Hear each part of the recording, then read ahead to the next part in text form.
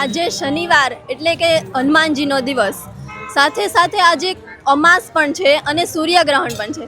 તો આજે પિતૃદેવ અને શનિદેવની કૃપા મેળવવા માટે ખૂબ મહત્વપૂર્ણ દિવસ છે. તો ચાલો આપણે લોકો પાસેથી જાણીએ કે આજના દિવસનો મહિમા શું છે.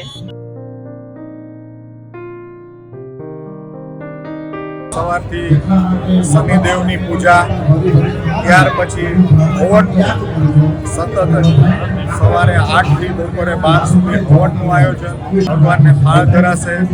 સાંજે શનીશ્વર દેવને આજે ભોજન અને માણસોને અહીંના ભક્તોને પ્રસાદનું વિતરણ. કે આપણા રાજકોટમાં કોઈ દિવસ કોઈ ખરાબ બનાવ દુર્ઘટના ન બને અને માણસોને સુખ શાંતિ અને સમૃદ્ધિ રહે. અહીં અમે પૂજા અને યજ્ઞ પણ સર્વે માટે કરતા હોય છે.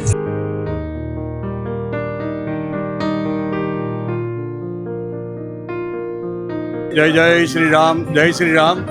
પણ અહીંયા તો એક ચમત્કારિક હનુમાનજી બેઠા છે, અહીંયા વિરાજમાન છે, અહીંયા સિદ્ધ શનિ મહારાજ બેઠા છે, અહીંયા ચમત્કારિક મહાદેવ બેઠા છે. દર શનિવારે, દર મંગળવારે હજારો માણસો અહીંયા પ્રસાદ લઈ રહ્યા છે. કોઈ મર્સિડીઝમાં આવે છે, કોઈ મોટી ગાડી લઈને ઓડી લઈને આવે, લોકો અહીંયા નીચે બેસીને ભગવાનનો પ્રસાદ લે છે. તમે દાદાને પગે લાગો એટલે સદા એ સહાય કરે છે. સર્વેને જય સિયારામ, જય જય શ્રી રામ.